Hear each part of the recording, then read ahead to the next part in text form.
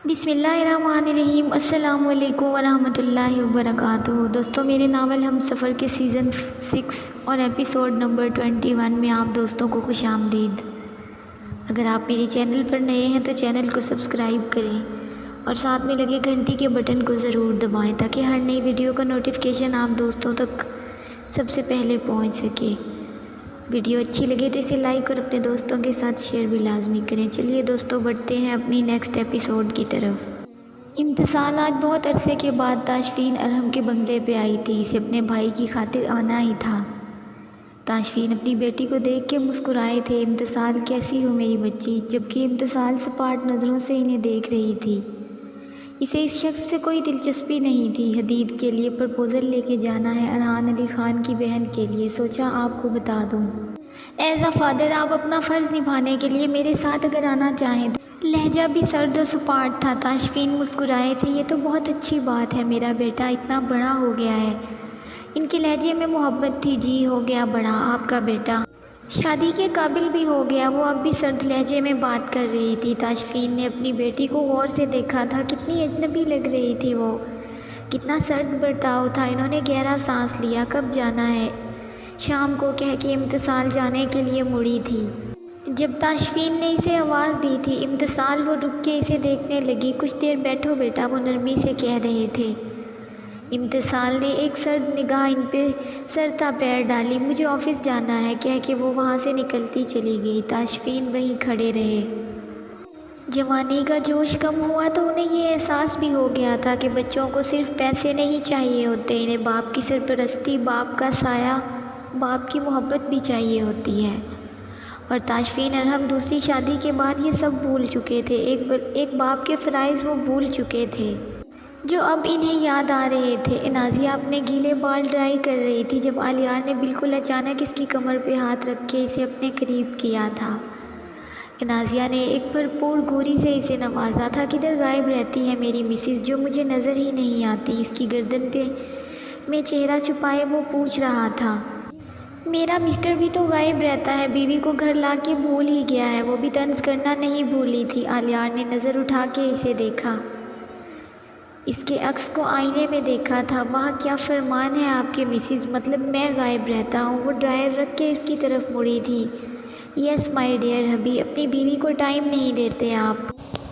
इसका कॉलर पकड़ के वो इसकी आंखों में देखती कह रही थी। वो हल्का सा मुस्कुराया था। अभी तो टाइम ही टाइम है, तो क्या ख्याल है? वो इसे अपने करीब करता बोला। अभी बिल्कुल भी कोई टाइम नहीं है। शमाइम को देखने इस इम्तिसाल की फैमिली आ रही है। आलियार चौंक के इसे देखने लगा था। हमारी शमाइम इतनी बड़ी हो गई? जी बिल्कुल हदीद, ताशफीन इम्तिसाल का छोटा भाई है। शमाइम इसे पसंद है और इसे अपनाना चाहता है। बहुत अच्छा लड़का है वो, एजुकेटेड, वेल मैनर्ड और बहुत क्यूट। वो गिन गिन के बता रही थी। आलियार इसे देखने लगा।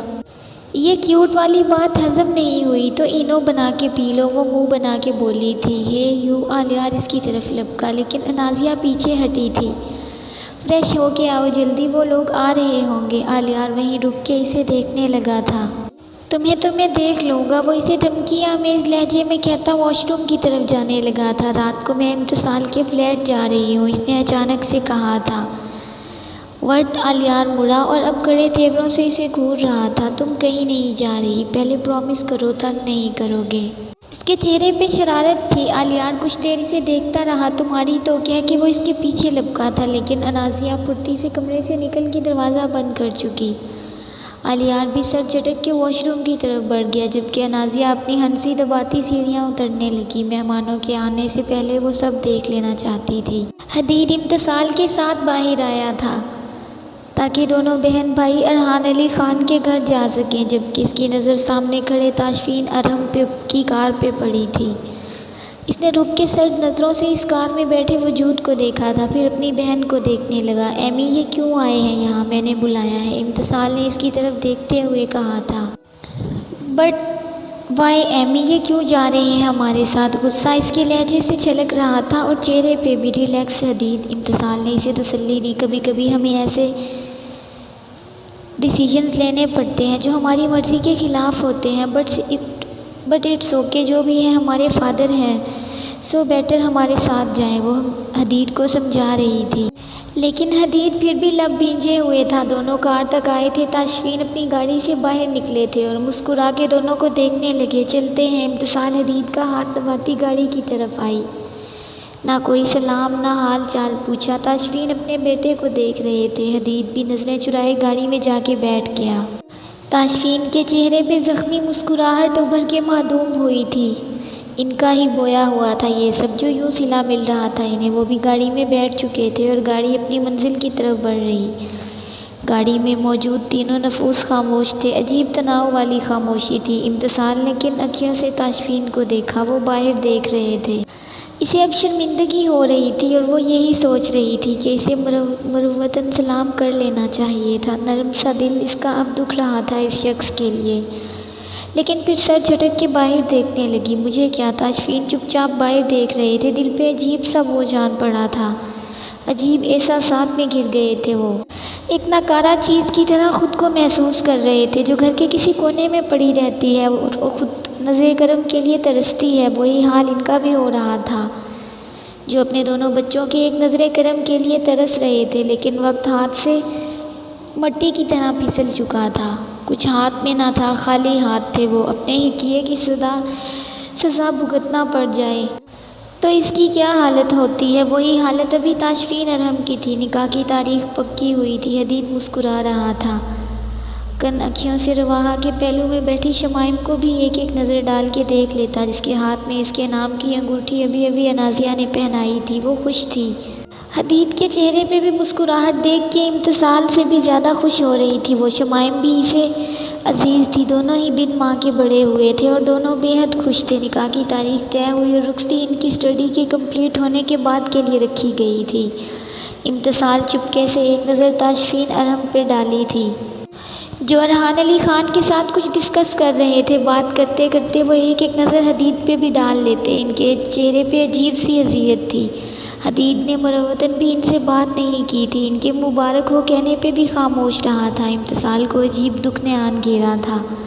वो शख्स इनके लिए यहाँ तक आया था इनके साथ और वो बदले में इस शख्स की बार बार तजलील कर रहे थे। तब जब गाड़ी में इसने देखा था कि ताशफीन अरहम चुपके चुपके अपनी आंखें मसलते उमड़ते आंसू साफ कर रहे थे तो दिल बेतरा तड़पा था। इन्होंने कभी इनकी माँ को दुख नहीं दिया था इनकी ज़िंदगी में। वो बहुत मोहब्बत करते थे मामा से। इनके जाने के बाद भी वो शादी से इनकार करते रहे।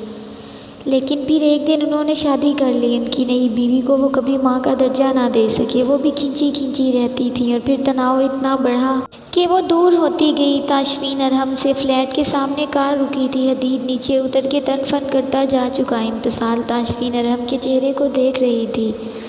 एक साया सा गुजरा था इनके चेहरे पे। वो भी उतरे थे लेकिन हदीद ने इनकी तरफ देखने की भी ज़रूरत महसूस नहीं की थी। इम्तिसाल इन्हें ही देख रही थी। इनकी नज़रें हदीद का पीछा कर रही थी। सर झटक के उन्होंने इम्तिसाल की तरफ देखा और मुस्कुराने की कोशिश करने लगे। इम्तिसाल सर झुका गई। फिर कुछ देर के बाद सर उठा के इन्हें देखा था। मुबारक हो आपको। ताशफीन मुस्कुराए थे। आंसू का एक कतरा इनकी आंख से फिसल इनकी बेड में गुम हो गया था। इम्तिसाल ने इनके आंसू देखे थे। हदीद को मेरी तरफ से मुबारकबाद ज़रूर देना। मैं एक अच्छा बाप ना बन पाया कभी भी तुम दोनों के लिए। इसके लिए माफ़ कर देना। भारी आवाज़ में कहते वो सर झुका गए थे। इम्तिसाल इनके झुके सर को देखती रही। अपना ख्याल रखिएगा। अल्लाह हाफिज़। इन्होंने इस बात में सर हिलाया था। कितनी बेचैनी थी इम्तिसाल के सर पे हाथ रखने की चाह दिल में लिए। वो गाड़ी में बैठे थे। गाड़ी आगे बढ़ चुकी और आंसुओं ने जैसे रास्ता देख लिया था बहने का। इम्तिसाल वहीं खड़ी रही जब तक गाड़ी आंखों से ओझल हो गई। दिल पे भारी बोझ लिए छोटे छोटे कदम उठाती वो फ्लैट की तरफ बढ़ी थी। रिश्तों में दरार आ जाए तो इंसान खाली हाथ ही रहता है। रिश्तों के होते हुए भी हम नामुकम्मल से ही होते हैं। लैपटॉप सामने रख के वो इन हमाक से असाइनमेंट बना रहा था जब इसे अपनी गर्दन पे गहरी बोझल सांसों का एहसास हुआ। इसने चौंक के अपने पास बैठी अनाजिया को देखा जो मज़े से इसके कंधे पे सर रख के सो चुकी थी। वो गहरा मुस्कुराया था। वो इसके साथ आके इसके घर आके असाइनमेंट बनाने का प्रोग्राम बनाए हुए थी और जनाब बीच में ही सो चुकी थी। आहान ने इसे धीरे से खुद से अलग करके ठीक से सुलाना चाहा लेकिन मोहतरमा इतनी गहरी नींद में थी शायद कि जैसे ही आहान ने सोफे से उठ के इसे वहाँ ठीक से लिटाने की कोशिश की तो वो आहान का हाथ पकड़े फिर से सो चुकी थी। और आहान अब दम बखुद सा वहाँ बैठा इसे देख रहा। दिल में ख्वाहिश सी जागी थी इसे छू लेने की ख्वाहिश, इसकी बंद पलकों से ख्वाब बुनने की ख्वाहिश। इसके नरम नीम बाल लबों से सांसें चुराने की ख्वाहिश। इसकी गर्दन पे आहान की नज़र रुकी थी और दिल ख्वाहिश करने लगा था इसकी गर्दन पे अपने मोहब्बत भरे लम्स छोड़ के। वो बेबसी से इसके सरापे को देख रहा था। अपने दिल को डपट के वो उठने लगा। आहिस्तगी से इसका हाथ अपने हाथ से अलग करके सोफ़े पे आराम से रखा था और फिर उठ के कम्फर्टर लाया बेडरूम से। इस पे अच्छी तरह उड़ा के वो दूसरे सोफ़े की तरफ जाने लगा, जब फिर से नज़र इस मोम की गुड़िया पे पड़ी जो इसे दिलो जान से भी ज़्यादा अजीज़ थी। साख्ता हाथ बढ़ा के अपनी उंगली की पोर से इसके नीम वाले लबों को हल्का सा छुआ था। कितने नरम थे। इसने इस एहसास को अपने अंदर उतारा। गहरा सांस लेके वो दूसरे सोफ़े पे जाके बैठ चुका था और अपना और इस दुश्मन जा का असाइनमेंट बनाने लगा। 1 घंटे तक वो अपनी और इसकी असाइनमेंट बना चुका था। लैपटॉप साइड पे रख के इसने थक के सोफ़े की पुश्त पे सर रख के आंखें मूंद ली। अनाज़िया की आंख खुली तो अचानक गड़बड़ा के उठ बैठी थी। इसी गड़बड़ाहट में आहान की आंख भी खुल चुकी और अपनी नींद से बोझल आंखों से इसे देखने लगा था। मैं सो गई थी, वो अपनी आंखें मसलती पूछ रही थी। आहान मुस्कुराया था। लग तो यही रहा है मेरा असाइनमेंट। इसने रोनी सी शक्ल बनाई। बन गई है। वो अपने सर को दाएं बाएं करता अपनी नींद को भगाने के लिए बोला था।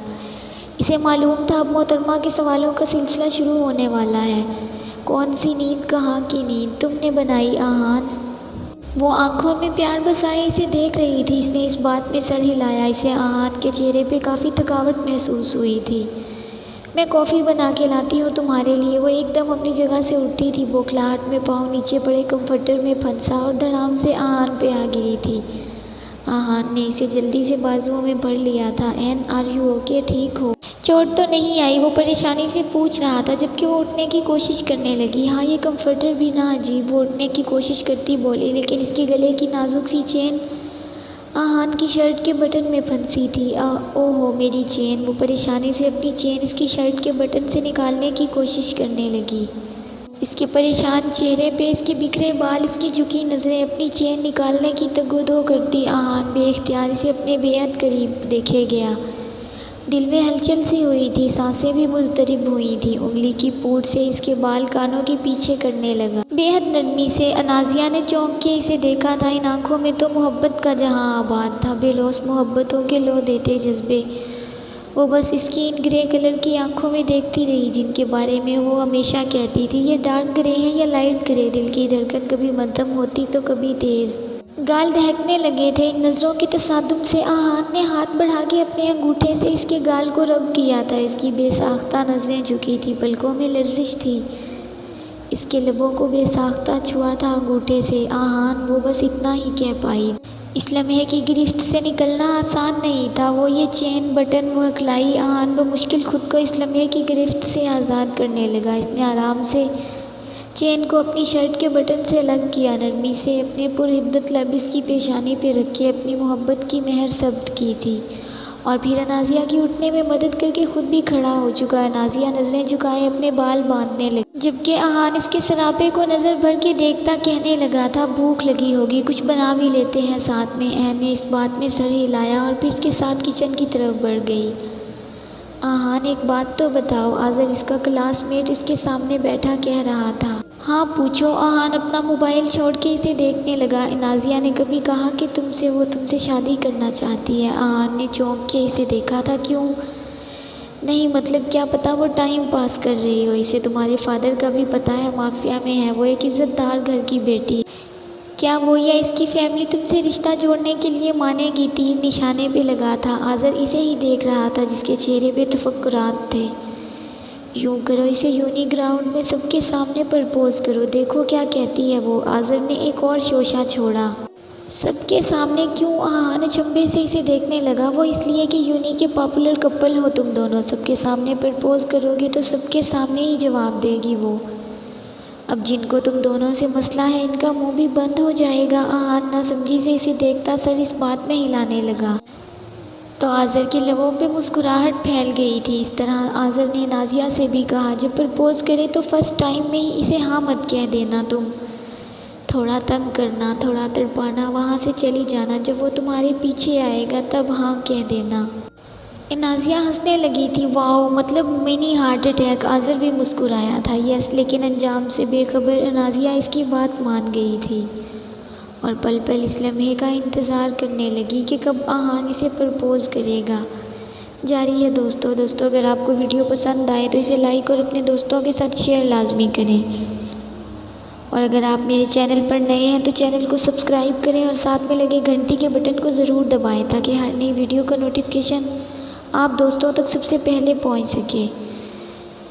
अपना ख्याल रखिए और दुआओं में याद रखिए। मिलते हैं नेक्स्ट वीडियो में, तब तक के लिए अल्लाह हाफिज़।